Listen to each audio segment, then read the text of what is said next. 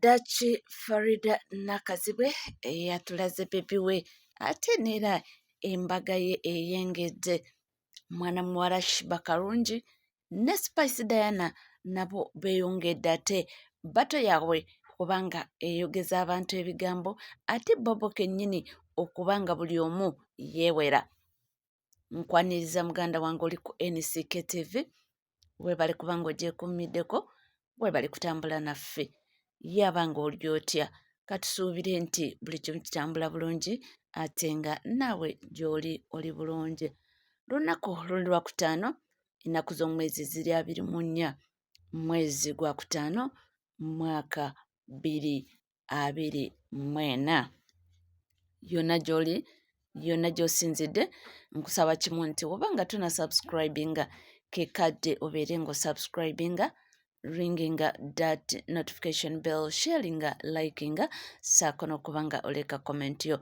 Ebisigadde butereevu tuula kalira nywera mbenga nga kuwa. Juzi navudde wano nenkola emboozi ne mbagamba nti omukyala Farida Nakazibwe nti tata bebi apulaninga kumukuba kidaala, era nabagamba nti omukyala ono nti omwami bwe mbu yinginiya okusinziira ku mawulire agaliwo, era nti omwami ono muwesitana nga taata w'abaana bali abakulu, era ne batugamba nti omwami ono ayina ke yeekoleddewo nti ku kintu ky'akasimbi tatoma, kasente weekali, era nti ssaawa yonna bapulaninga kubanga bakikola official. Amawulire agali mu nkuubo era galaga nti Farida Nakazibwe musanyufu nnyo okubanga Mukama azzeemu n'amuwa ekyansi endala okufuna omuntu ng'ali ready era ng'ali willing okuba ng'akola buli kimu baseetolinge wamu nga omukyala n'omwami. Era kigambibwa nti buli kimu mbu kiri seeti, nti era n'amaka yamaze dda okuba nga agamugulira ge bagenda okuba nga baseetolingamu oba ge bagenda okuba nga babeeramu. Nti era Farida Nakazibwe omukyala ono nti temugenda kuddamu kubanga mulaba ku TV. Munnange si bigambo byange, nze sibiina, naye omuntu agaba information eno ye Kasuku eyasooka okutuwa amawulire nti mukyala Farida Nakazibwe ali lubuto. Ye same person eyaleese amawulire ag'okuba nti omwami ono muwesana, omwami inginiya, omwami alina ssente era apulaninga kubanga akuba mukyala Farida Nakazibwe ekidaala. Era nti ssaawa yonna kijja kubanga kitokota si kisaanikire, nti ssaawa yonna amasala weegali, era ssaawa yonna nti bajja kubanga bakikola official. Farida ayina abaana be abakulu nabo nti taata waabwe muwesitana, era gye yali yafumba, naye ebintu ne bigaana nga w'omanyi ebintu by'ensi eno, n'akiwa obudde teyapowa, n'atwayingako wa mwami Sali ne kigaana teyapowa, n'agamba nti nasooka akiwa obudde ne yeewuumuzaamu, n'agamba kansooke mpumulemu ndabe bino we binaagwira binaabutambula bitya, n'akiwa obudde n'aba ng'awummulamu.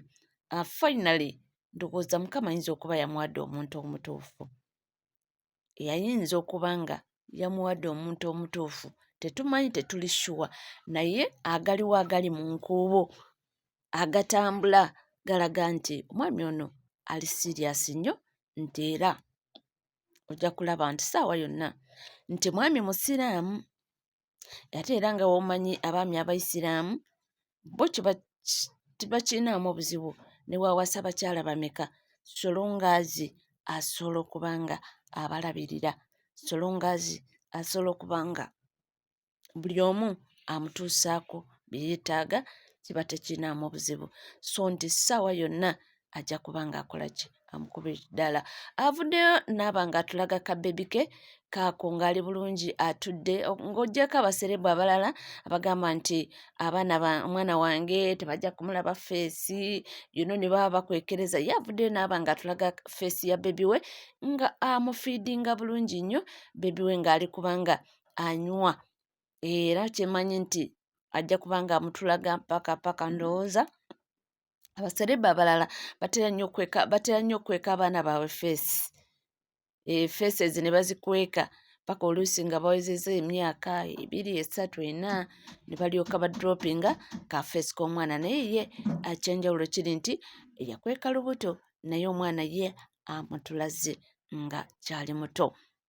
Nga tuvuddeko omukyala Farida Nakazibu, tufudde ku ba-celebrities baffe bano ababiri, omukyala Shiba Karungi ne mwana muwala Spice Diana. Simanyi ekyatuusewo wakati w'abantu bano naye ebigambo bingi, omugambo mungi ogutokomoka. Bano beeyogeredde ebigambo. Abashiba bagamba nti tebandyetaaze Shiba Karungi, bo bamuyita Shibaholic, birungo mama, mbu tebandyetaaze birungo mama okubanga mbu agenda mu bbato ne Spice Diana kubanga bo bagamba nti Spice Diana talina kyamwongerako. Mbu bo baba beetaaga bbato n'omuntu alina kyamwongerako. Bo bagamba nti Shiba nti y'omuntu once upon a time eyaliko considered the best female artist in East Africa. Nti ate mbu omukompeyalinga otya ne Baby, mbu bagenda batya n'ebbato n'omuntu mbu aba talina kyagenda okuba nga amwongerako. So bagamba nti tebandyetaaze eno bbato ebeewo, mbu Shiba kilaasi ndala nnyo mbu tosobola kubanga ogikompeyalinga ne Spice Diana. Era bagambye nti Spice Diana anoonya abanne, nti alina abanne abalina okuba nga bagwa mu kiti ekimu, mbu naye si Shiba. Era bagambye nti Shiba asaana respect, mbuko ebeera an insult mbu okubanga omukompeyalinga ne Spice Diana. Naye abantu bano simanyi oba kiki, bayirawe guno si gwe mulundi ogusoose ate. Emabegakaawo era ttiimu Spice Diana ne ttiimu Shiba baali beeyogerera ebisongovu nga bagamba ani Spice Diana abawagizi be bamweta Star Girl, era nabo bagamba nti ffe tumanyi owaffe yasinga, nti era bwe bagenda wali mu bbato tumanyi Spice Diana ngoma nnene esobola okuba nga emega Shiba. Naye Shiba mumanyi,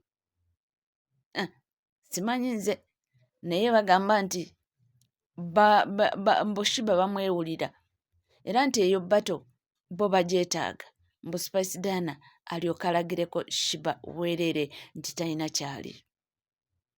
Kitegedde? Naye bo nga bo zino bbato ziba zibakolera, era nga bo baba bafunamu akasente, era kaba kayamba bo, era gw'omuwagizi gwabeera awo nabo bange okola ki ne mwewaga ate kino, naye bo kiba kibakolera ebeera bizinesi.